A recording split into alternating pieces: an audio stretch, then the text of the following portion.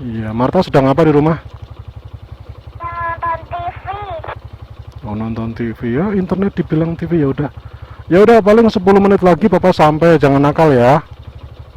Ya, Gitu. Di rumah ada yang ketok-ketok pintu nggak? enggak. Oh, ya udah. Ya udah jangan nakal. Pintunya nanti jangan dibuka dulu, nunggu Papa pulang ya. Pintunya aku tutup terus sampai papa pulang. Ketemu lagi dengan Marto. Selamat pagi, selamat siang, selamat sore, dan selamat malam. Tergantung kapan Anda menemukan video ini. Bertemu lagi kita. Kali ini kita akan membahas tentang radio komunikasi saat touring. Demikian. Jadi orang touring itu ada yang mengandalkan intercom ya untuk jarak dekat. Ada juga yang mengandalkan radio yang radiusnya jauh lebih kuat, lebih jauh. Tapi ada fungsi radio yang mungkin tidak disadari ya lur. Jadi untuk orang-orang yang posturnya mendukung, ketika Anda membawa radio di kantong, itu sudah mempengaruhi perilaku orang lain. Jadi misalnya ada rahasia, orang kan melihat, oh basicnya kayaknya iya nih gitu.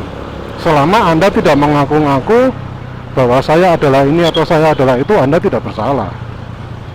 Gitu. Apa yang ada di kepala orang, pandangan orang itu urusan pikiran mereka, logika mereka sendiri. Nah, kalau mereka jadi takut ya urusan mereka. Atau zaman sekarang ya lur, orang lepas merpati aja buat lomba pakai radio kok lur.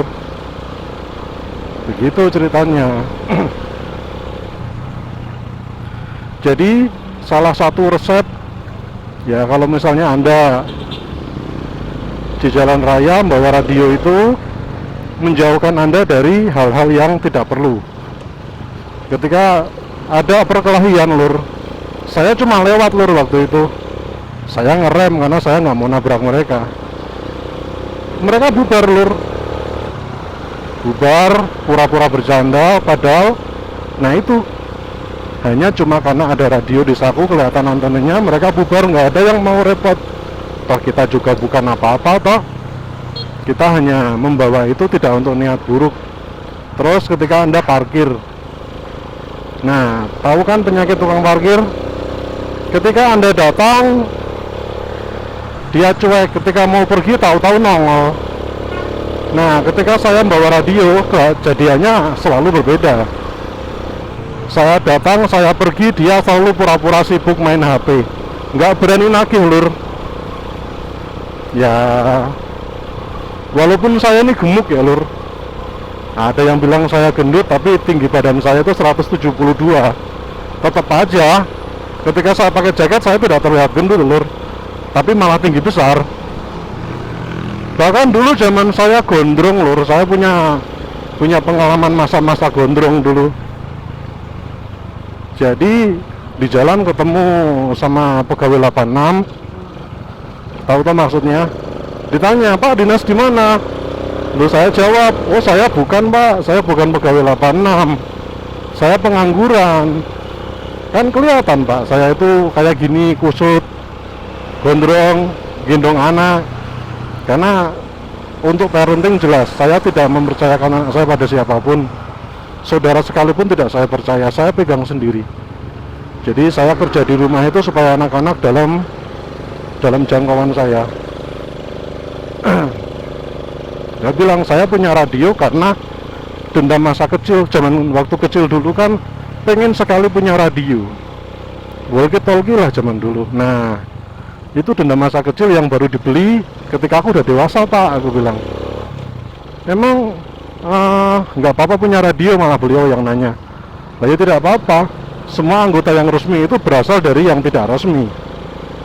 Gitu kan lur, apalagi teknisi nggak akan ditanya punya call-sign atau enggak. Orang yang punya call-sign butuh tukang servis kok. Saya bukan tukang servis HT, tapi saya masuk kalangan teknisi juga. Kerjaan saya bikin barang, perbaiki barang. Gitu lur. Sedikit info ini, di pengkolan depan ini deket apa itu penjara Banceno, tuh ada yang jual gas. gas isi ulang. Jadi kalau saya cari gas isi ulang buat camping sama buat kopi, ya di situ. Saya adalah orang yang tiap hari pakai gas itu, Lur.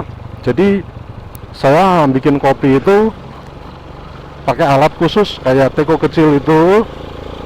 Jadi nanti matangnya tidak ada ampas. Gitu, Lur.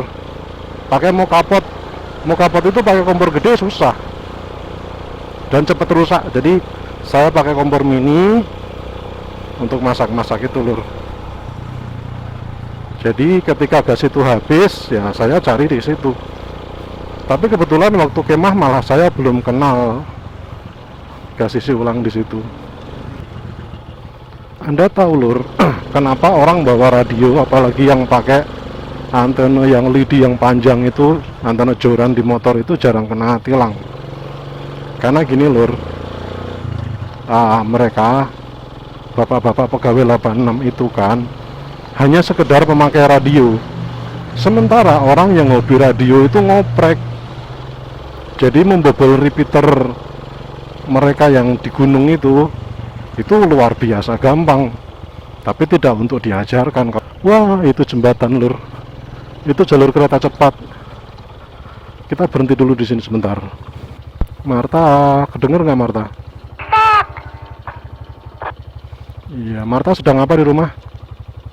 Nonton TV. Oh, nonton TV ya, internet dibilang TV.